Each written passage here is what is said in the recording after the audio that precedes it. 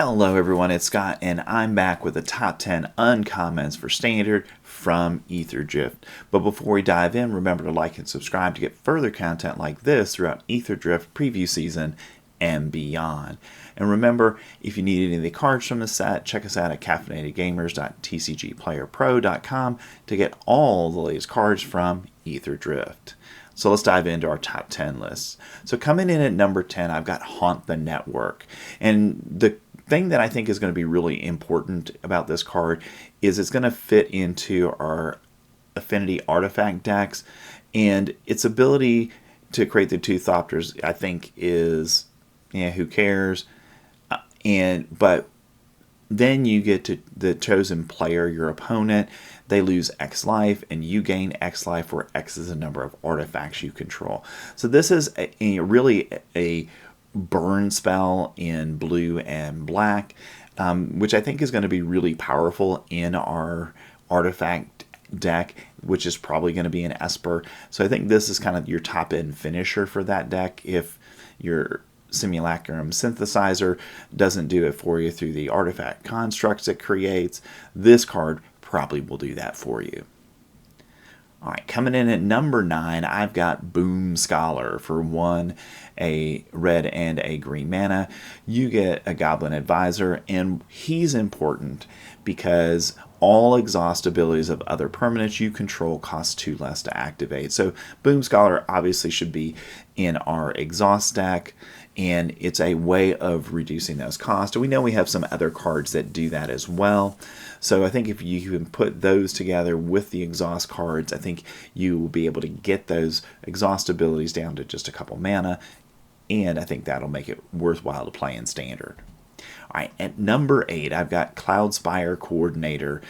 He's a human pilot, and again, it's the ability on the card that I think makes it a very playable card in Standard, and it's probably going to have to go into an vehicles deck, but you can tap it to create X11 colorless pilot creature tokens, where X is the number of mounts and or vehicles that enter the battlefield under your control this turn. So the big thing here is you play this on turn 2, and you get a couple of, hopefully a vehicle or two in play on turn 3. You tap it, you create your pilot, and you just consistently are doing that every time you're bringing in a mount, every time you're bringing in a vehicle. You go ahead and tap it to go ahead and get that additional 1/1 colorless pilot creature. So I think that's going to be some really solid value in Standard. Next, at number 7, we have Memory Guardian. For 4 and a blue mana. You get an artifact creature that's a robot artificer with affinity for artifacts. So it has flying, it's a 3/4, and this is going to be a card you're probably going to end up playing for 1 mana. So we've got a number of affinity cards in the set, and I think all of those cards will fit into an affinity style deck, where you're going to play other cards that create artifact tokens, or they're just 1 and 2 drop artifacts that you're going to play.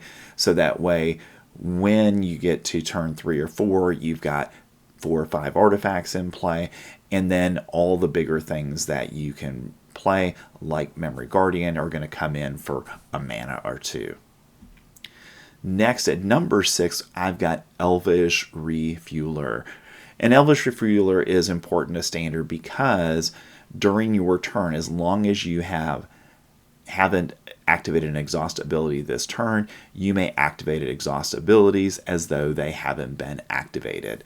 So one of the downsides of the exhaust abilities is you can only use them once in a game. While with Elvish Refueler, you can use them a second time. And I think that's going to make this a key part of the exhaust deck. All right, coming in at number 5, I've got Transit Mage. Okay, and Transit Mage is important because you may search your library for an artifact card with mana value 4 or 5 when Transit Mage enters the battlefield. So not only are you getting a 2/2 human wizard, but you're also now getting access to a powerful 4 or 5 mana artifact card in your deck.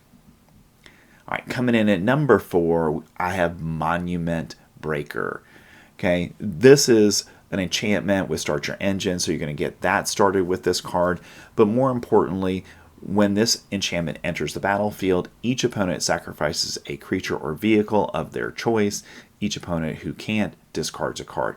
So very powerful ability on Monument Breaker here, where this is a card I feel like our Esper bounce deck is going to want to have, because what you'll be able to do is bounce this constantly, and at some point you just replay it, and now you're just taking the cards out of your opponent's hands, because hopefully with this and Nowhere to Run, you've pretty much killed off all of your opponent's creatures with cards like this. All right, at number 3, I've got Broodheart Engine. Okay, again, at the beginning of your upkeep, you get to Surveil, so that's a great ability, so you can kind of put the things you want to in your graveyard, and then for 4 mana, you can sacrifice it and then return target creature or vehicle from your graveyard to the battlefield. Okay, and you can only activate this as a sorcery, but a very, very powerful ability on Broodheart Engine. And now it seems like the cost to reanimate something from your graveyard is pretty much 4, and this just gives those Reanimator decks another redundant card to get those cards onto the field. All right, at number 2, I've got Voyage Home, another affinity card. So in this case, you're going to be paying a white and a blue mana to draw 3 and gain 3 life. I think that's a really powerful ability in Standard. So with this card and with cards like it, they're, I feel, some of the strongest cards from the set. All right, at number 1, we've got Marauding Mako for a red mana. You get a Shark Pirate. It starts off as a 1/1, but very quickly you're going to grow it into a very large creature, because when you discard 1 or more cards, put that many +1/+1 counters on this card. So you play this on turn 1, you play some kind of spell where you're going to discard cards, and you get it to give it a +1/+1 counter, and then as the game progresses, because we've got a number of cards that simply by attacking you draw and discard, this is going to get very large very quickly. So if your opponent can't deal with Marauding Mako, it's going to take over the game. And Marauding Mako, I think, is not only the best uncommon for Standard, but it also has, I think, a place in Pioneer, and possibly even as far back as Modern. All right, those are my top 10 uncommons from Aetherdrift. So remember, if you needed any cards from this set, check us out at caffeinatedgamers.tcgplayerpro.com to get all the cards you want from Aetherdrift. Thanks. I will see you in the next one.